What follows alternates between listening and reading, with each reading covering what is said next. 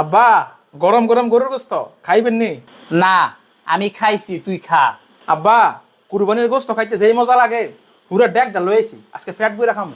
আরে বোরহান, তোর ফুফুর কি খবর? তোর ফুফু এবার কুরবানি দিছে নি? কোন ফুফু? কোন ফুফু মানে? আমার তো বোন একটাই। ওই ডাইনির কথা কইতাছেন?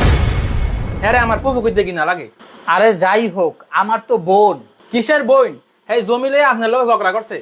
হ্যাঁ আমাদের অনেক কষ্ট দিছে। হ্যাঁ রে, আপনি কখনো বোন পরিচয় দিবেন না। হ্যাঁ রে, ফুফু কইতে আমার কি না লাগে?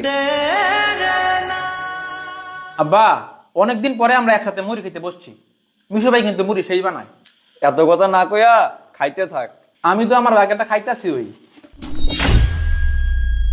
আব্বা, আপনি তো মুড়ি খাইতেছেন না? আমার খাইতে মন চাইতেছে না, তোরা খা। আব্বা, আপনার কি মন খারাপ? আসলে অনেকদিন আগের একটা কথা মনে হয়ে গেল। কি কথা আব্বা? আজ থেকে 40-45 বছর আগের কথা। আব্বা একদিন বাজার থেকে আমাদের জন্য সিঙ্গারা কিনে আনছিল।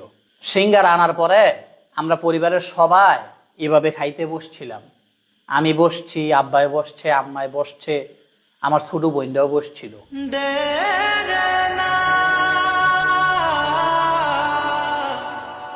তো আমরা সবাই বাগাবাগি করে সিঙ্গারাগুলা খাইলাম। শেষে একটা সিঙ্গারা ছিল। আমি ভাবছিলাম সিঙ্গারাটা আমি নেবো, কিন্তু আমার ছোট বোন সে থাবা দিয়া সিঙ্গারাটা নিয়ে নিস।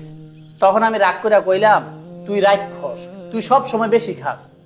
আমার বোনটা তখন কইছিল, ভাই এখনই তো খাই, বিয়া হইয়া গেল তার খাইতে পারবো না। একটা দুঃখের কথা কি জানোস? পরিবারে ভাই বোনদের মধ্যে কত সুন্দর ভালোবাসার সম্পর্ক, কারাকারির সম্পর্ক, দুষ্টুমি করার সম্পর্ক, কিন্তু যখনই প্রত্যেকে বিয়ে করে ফেলে, নিজেদের আলাদা আলাদা সংসার হয়ে যায়, তখন কেন জানি ভাই বোনদের মধ্যে দূরত্ব সৃষ্টি হয়ে যায়।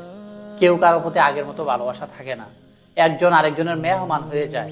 রক্তের সম্পর্কের মধ্যে কেন যেন অনেক বড় দূরত্ব সৃষ্টি হয়ে যায়। আচ্ছা, আমরা এমন কেন?